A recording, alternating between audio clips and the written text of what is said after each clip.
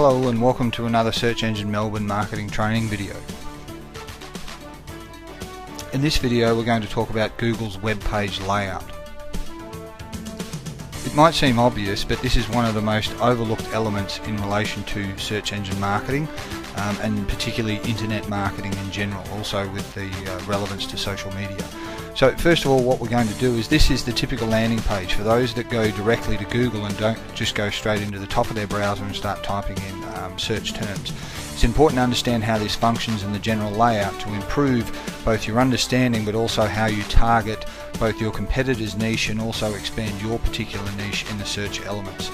So if we go to Google, for example, and we start to type in Melbourne, you'll start to see instantly we're navigated away from that big, large, open white space, and we're already being shown options from Google. Now, all of these drop-down elements here, this is referred to as instant on, which means Google's trying to find pre-stored or cached websites and match them in a preemptive element or a preemptive manner to your particular search criteria. So it's important, and it's a very important element to note, that unless your page is indexed or stored somewhere in the Google processes, you simply aren't going to appear on there. And it's a bit of a hit and miss, or it's an unknown secret for many that there's a process for getting your website cached, there's a process for getting your website updated with Google, and we'll talk about that in subsequent training sessions. So if we look at Melbourne, for example, we can start to see about, this means that there's approximately 320 million websites with Melbourne appearing in it. Now, it's important to note that the first results that come back, notice all of these websites here have Melbourne in the title. Melbourne, Melbourne, Melbourne, Melbourne, Melbourne, and they also have it in their metadata, which is their headings.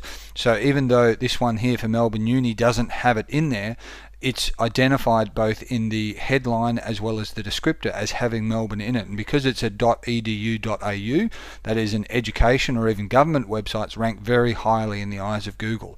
So it's important to understand what these results are actually returning.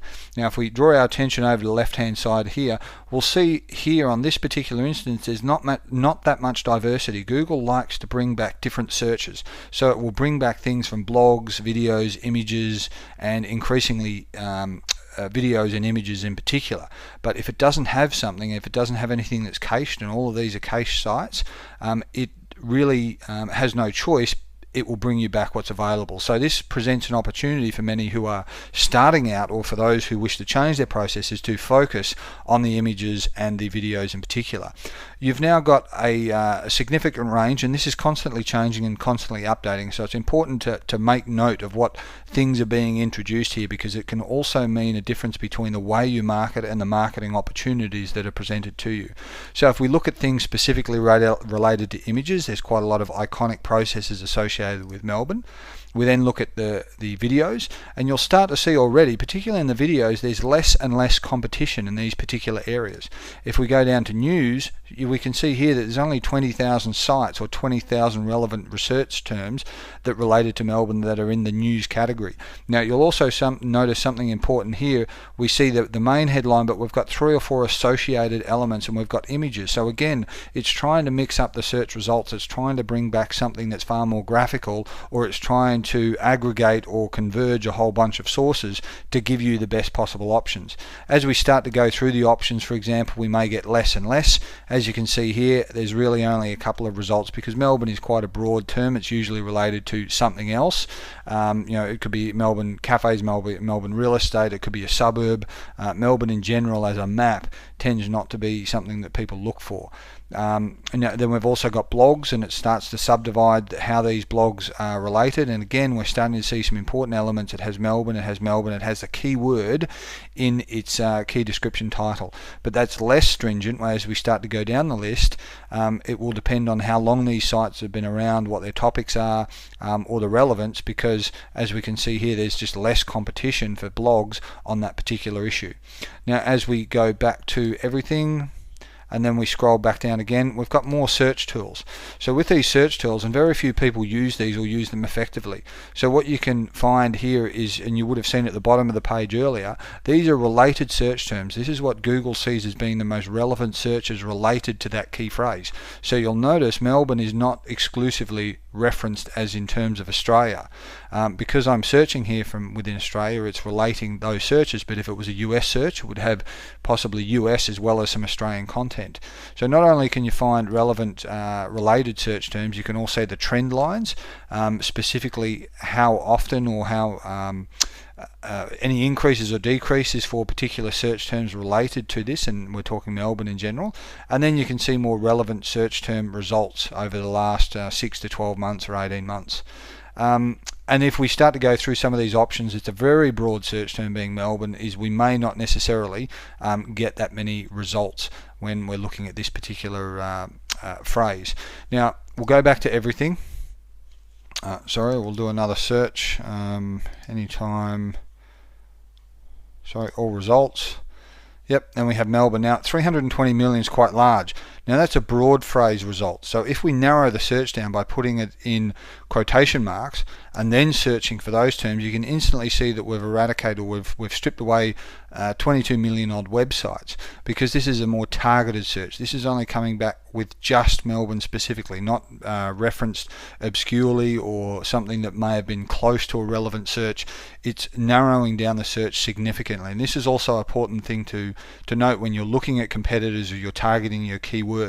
If you're broad in the process, you may get confused as to why sometimes you appear, sometimes you don't. This is what a targeted result would yield for this particular search term here. So much so that if we look at it in this sense, we'll go Melbourne real estate, for example. We start to look at Melbourne real estate. Now we can see there's 35 million competing websites. If we now put that in inverted commas, in this instance it actually expands, because there's far more websites, but possibly most likely in this instance what it relates to is the fact that there's national sites.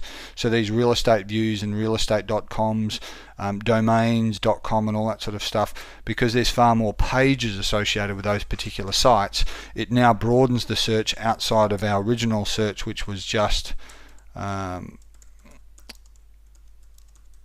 Melbourne real estate. So it narrows it down in this instance to 35 million. Now something else to note here is this area here and this area here, it is declared, but most people don't notice this in the sense that this is paid advertising. Now don't worry too much about this, because there's a thing called banner blindness, which means most people don't even look at these particular areas here. And increasingly 95 to 99% of the revenue that Google generates from these ads comes from those people who are spending tens of millions of dollars every month just on advertising. So for the small players, for the small entities, it's increasingly difficult, if not impossible, to get any benefit associated with this, and most people aren't looking for it in the first place. There are some niches, there are some elements where you can still dominate and do very well, but you have to research it first, or otherwise it can end up very quickly as just dead money. Sometimes you'll get great results, sometimes you won't, but as I said, it's the larger accounts, the bigger accounts, that are certainly dominating this space. Now all of this is important, as well as the numbers that are down the bottom here. Very few, and you can see there's only 10 pages come back in the initial search with the 35 million. You can go next and you'll go to 11, 12 and so on, but the reality is, and the numbers vary from 2 to 15%, very few people navigate past the first page of a Google search. So forget what everybody has told you, forget what you may think. You actually do not compete against 35 million websites in this site. In this instance, every search you do really only competes with 10, and those 10 are the first page of that particular search, whether it be a broad or an exact search term. That's all your competition is, because you want to be on the first page.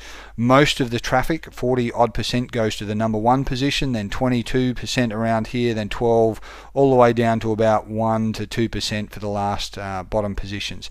Most people search in this particular area here.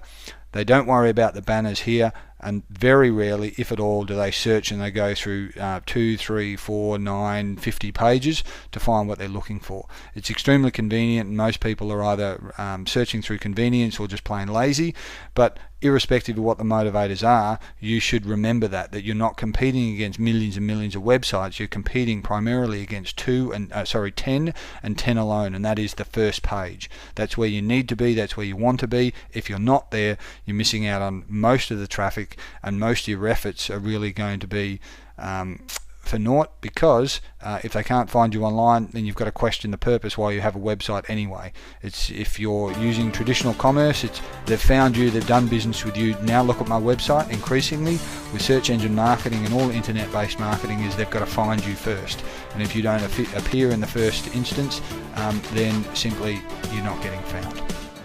So thank you for joining for today's training session. This has been on Google's web page layout.